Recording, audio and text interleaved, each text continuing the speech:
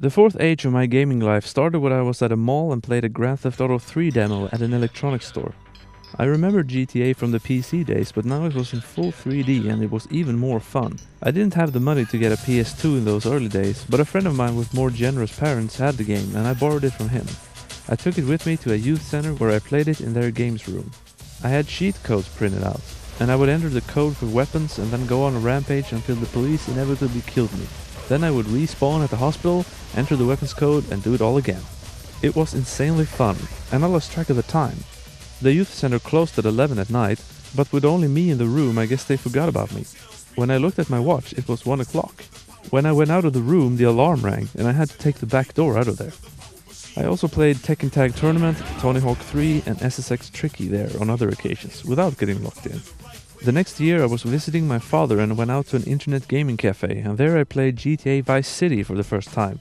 There, instead of just rampaging, I would jack a motorbike and drive along the beach at night, listening to 80s music. Good times. Then in 2004 I got a PlayStation 2 for a birthday gift, along with Lord of the Rings The Two Towers and Tekken 4. And in 2005 I finally afforded a new computer. And these two systems kicked off some real diversity in my gaming life. My new computer was no powerhouse, but it could still run a good number of games I missed out on for many years, like Half-Life 2 and Max Payne. One series I had curiously read about in gaming magazines but never actually played was Resident Evil. I bought the first 3 games and played on my PS2, and I liked how it reminded me of old adventure games with its exploring, combining of items, and the B-movie style with horrible voiceover that made the game more endearing to me, even though it turned a lot of people off. I finished the first game with 5 seconds to spare, and I still love Brad Vickers for giving me that rocket launcher to kill the tyrant with. When GTA San Andreas was announced, I waited with much anticipation for it.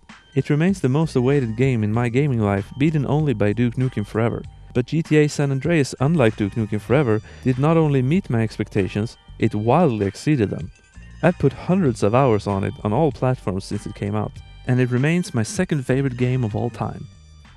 I'll have 2 number 9s, a number 9 large, a number 6 with extra dip, a number 7, 2 number 45s, 1 with cheese, and a large soda.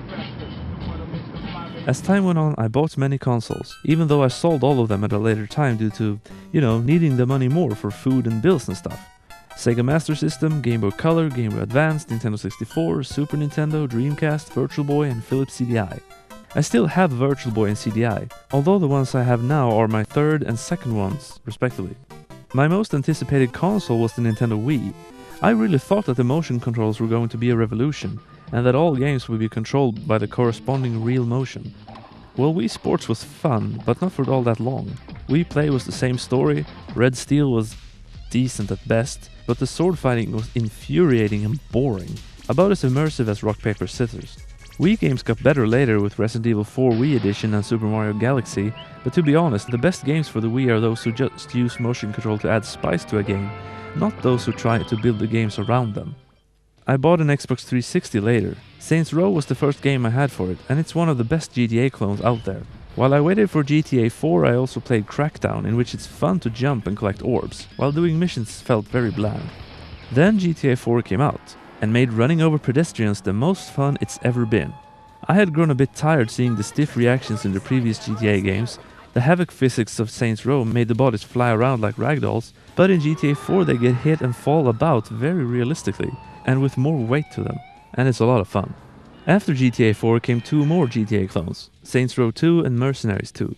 Saints Row 2 is great, almost better than GTA 4. The wackiness that GTA 4 abandoned, Saints Row 2 has in spades, and at times it's actually very well written too, with a character that doesn't give a shit, and side missions where you hose down people and houses with sewage. This is a keeper. Mercenaries 2 on the other hand was a letdown compared to its predecessor. What irritated me the most was that Pandemic promised there would be cheats in the game, but there were none. They announced they would be added in a free update, but then the update didn't come. I hung around their forums for a couple of weeks and they had no information on it. None. I said fuck it and sold the game. Today, I gravitate more towards older games. Most of the new releases that aren't from Nintendo rarely pique my interest very much. A good example of my current mindset is that last year I had some money over, and I wanted to buy a console. and I chose to buy a Virtual Boy instead of an Xbox 360.